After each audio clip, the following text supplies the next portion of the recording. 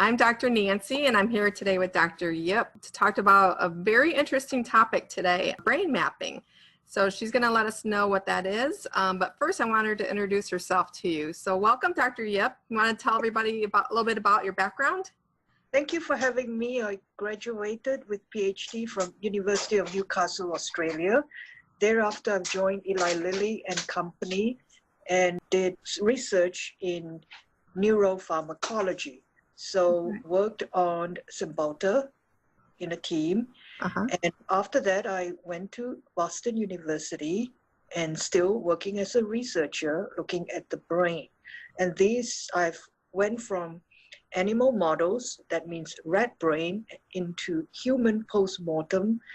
And the work that I did with Dr. Blatt and Dr. Bowman and Kemper are on the circuitry in the brain that is affected by autism. So basically, we just took postmortem samples of autistic versus normal brain and look at the difference. And we look at some genetic markers and have shown that there are some second messenger transcriptional changes in brains of autistic individual. Now, during that time, my nephew was diagnosed with autism. He's nonverbal. He is aggressive. He's not aggressive anymore, but he's still nonverbal. And I became very interested in the treatment side of things. So I went ahead and became board certified. I'm a board certified behavior analyst, and this allowed me to do autism treatment. It's a recognized gold standard treatment. Now, one of the things that I found was that as I work with the clinical population is that a lot of parents came to me with not only autism, all kinds of problems in their children, behavior problem, defiance, emotional, meltdowns and learning problems. And I thought that, you know what, I have studied for, by that time, decades. It took me a while to finish my PhD. It's my fault, but it took me a while to understand the circuitry of the brain. And there's a lot out there. There's a lot. We can catalog a lot in a positive way. So I thought, why don't I use existing technology that has been FDA approved, right? That is available to capture brainwave information. So I use the QEEG. It's available. Why reinvent the wheel? And I combine that with my knowledge of brain circuitry. So I now have two businesses. One is called Indiana Brain Mapping. And with that, I specialize in looking at circuitry that's disturbed. So basically, QEEG information is fed into a program, and then we then analyze it based on circuitry information, and we're able to tell the extent of deviation from norm in any area of brain functioning. For example, let's say a kid has a attention problem. How bad is it? I can tell from the brain map. Or let's say a kid is not paying attention, but the medication that's been prescribed is not working. Well, you know what? If you look into their brain, it's not the problem with the medication. The underlying problem with the attention deficit is not classical attention deficit per se, but it has something to do with anxiety. So they are not perceiving the instruction properly. All they see is their anxiety, and they are into fight and flight. We are able to tell that from the brain mapping. So combined with the behavior analysis side of things, I then come up with a treatment plan for the parents. So for example, this kid has anxiety. Let's look at where it is in the circuitry. Is it amygdala overactivation? In that case, bring it down, help with coping, make it, deliver it in a way that is friendly, that is fun, that is reinforcing. And then we also measure attention span. Is the attention span 5 minutes, less than 5 minutes? If it is 2 minutes, good. We're going to present information in 2-minute bite size, which is what we call advertising anyway. So we will do that, and then the kid will go and, do what they like, and then they come back And when we combine a behavior protocol with medication, in fact, we are able to achieve greater effectiveness. And a lot of parents tell me that they don't feel comfortable putting their young child, sometimes they can be as young as 3 years old, on psych meds, because these psych meds have not gone through the whole, we are not supposed to test drugs on children. Right. So when the pharmaceutical company that does drug testing, they actually do not test it on children. It's tested on adults. And we know the brain of adult and children are different. So we also do not have information on long-term usage of those drugs, especially heavy-duty drugs like antipsychotic medication. And I understand the reservation. And what I tend to do is to measure brain activity. So let's say you are on drug X, okay? After 6 months, what does the brain look like? And so we are going to combine that with some kind of behavior protocol, and we will change it. And if that's meltdown, look at what triggers it and help the client deal with that better. So my model works best with collaboration with other disciplines, and the psychologists, the counselors, chiropractors, because each discipline offers something.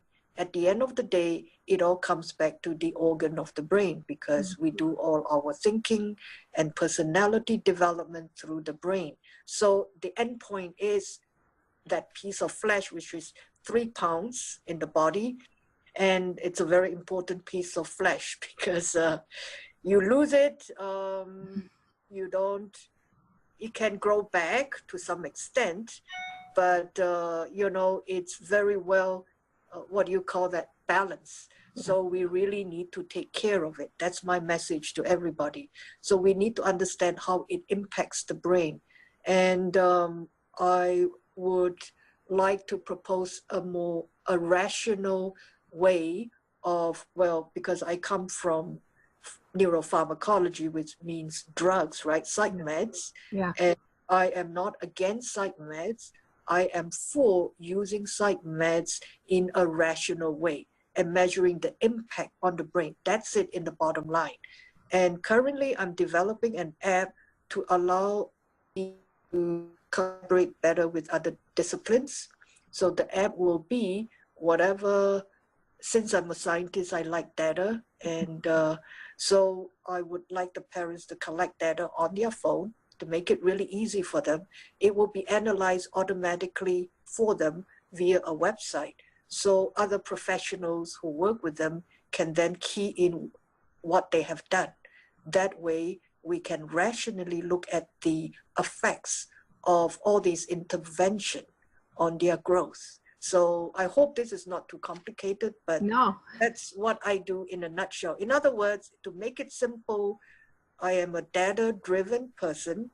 I measure brain activity, and I use the modality, of course, that I'm qualified in, which is behavior analysis, but I do reach out to other professionals to collaborate.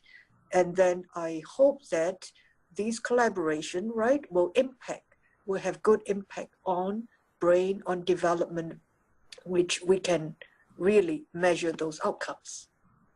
So do you measure with electrodes on the head? How do you do the brain mapping? Yep, electrodes on the head. It's Okay. easy. They put a cap on the head, and it's non-invasive. Basically, you just wear a shower cap, and I have to put gels through the holes because I have to make the contact with the scalp. It's electrical signals, and then that get connected to an amplifier, and the amplifier goes to a computer for analysis. That's all. And all they have to do is sit there for 10, 20 minutes. Okay. That's hard to do for an ADHD kid, right? We actually train them up if they need to. Okay. We do have a protocol that can train them up.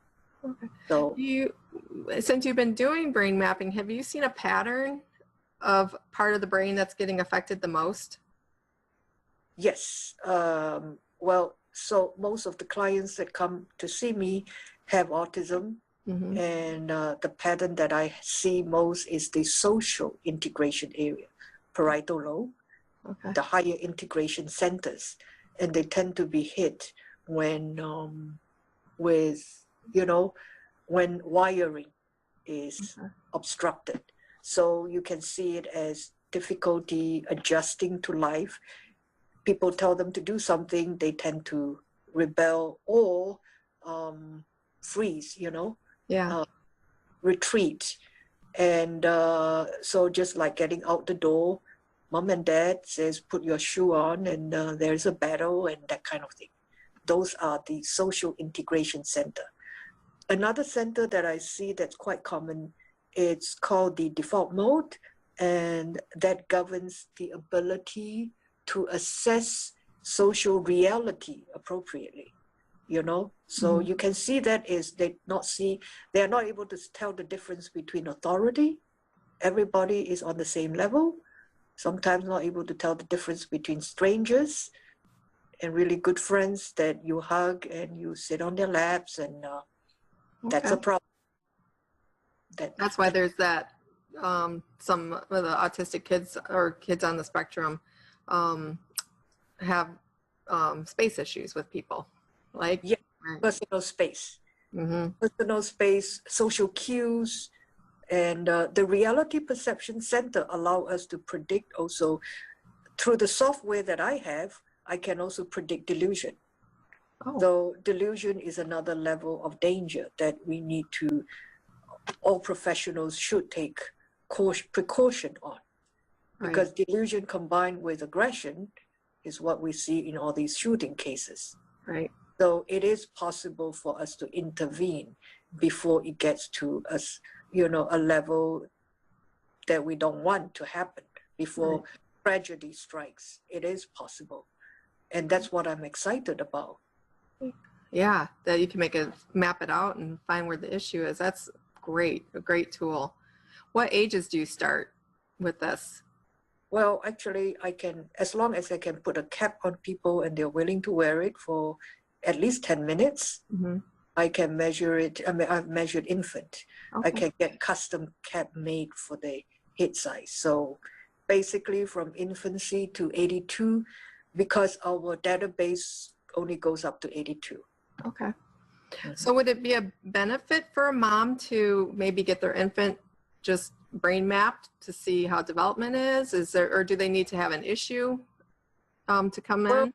I don't do infant a lot, and I know that what is called that Tough Medical School in Boston and the Harvard Medical School, they do have research on infant to show early biomarkers for autism. Mm-hmm. And I know they also do EEG. So that's a research thing.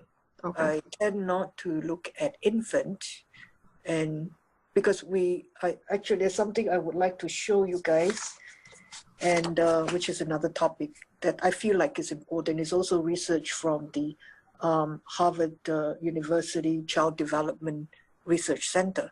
So what it is that usually when they come to me, they are at least 3. Okay. And if they're not talking by 3, that's a red flag. Okay. And they should start communicating, from 2 and have some words. Right. Right. Yeah. Okay. So is there anything else? I mean, great information that you shared with us today. Is there anything before we sign off that you want to leave our parents with? Anything you feel they should know? Okay, absolutely. I don't know. Yeah. Maybe I can also scan and send you this paper if you give me an email later. Okay. Good. I feel like this is the piece of research done by Harvard University. They call it the 5 numbers. First number, when an infant is born, the growth of the neurons in the brain is really fast, 700 connections per second. Oh, okay. By the time they are 2 years old, okay, I don't know if you can see that. They have gone from this much to this much. Wow. They are 2 years old. That's one number. By the time they are 18 months old, you can see the graph, right? Yes. Big discrepancy. The one that is on the top are college-educated parents, and that's a number of vocabulary that they recognize. The line at the bottom are the working class and welfare parents. So socioeconomic background. Oh. Predict development. Another thing, point number 3, 90 to 100% chance of developmental delay when a child experiences 6 to 7 of the adverse risk factor, which is poverty, single parent, low maternal education, child maltreatment. And the other thing, the final thing that I really want to say is early intervention, early detection. For every dollar that you spend in early intervention, you get $4 to $9 back. So you get 400 to 900% gain. And do not wait until they are 12, 13, 16, because it's a lot harder to do anything about. Right. We need, if ever you wonder that something is wrong, it's not easy to get diagnosis. A lot of people miss the criteria, which is why I do brain mapping again. I can measure things before behavior happens. I can measure things as early as infancy, but it's hard to predict in infancy because they are still growing. Right. 2 years old is really good. Do something quickly, and by the time they've grown up, you're not going to see any difference between somebody who has autism and somebody who's typically developing. I know because I have watched it. And finally, I'm not expecting you guys to buy this book, but this is a book that I have co-authored with Dr. Michael Fitzgerald, and it is called Autism, Paradigms, Recent Research, and Clinical Application. So these are research work on clinical treatment that is used in autism. Oh, great. Okay. We'll put the link in the comments below so that they can have that information, as well as your website. Do you have a website you want to say for our podcast listeners? Yes, I have 2. It's autismparentcare.com. Okay. And Autism Parent Care is one word. And the other one is indianabrainmapping.com. Okay, great. Well, thank you, Dr. Yip. I really appreciate you coming on. And sorry for the technical difficulty we had today, but it's great information I think that everybody really needs to hear. And then we'll get you some people to get their brains mapped. Yes, and I don't just brain map people with autism. I brain map anybody who have brain problems. And it's not only children, also adults. So okay, great. Well, thank you for all the information. We really appreciate it. Thank you for having me. You're welcome. Okay, bye. Bye-bye.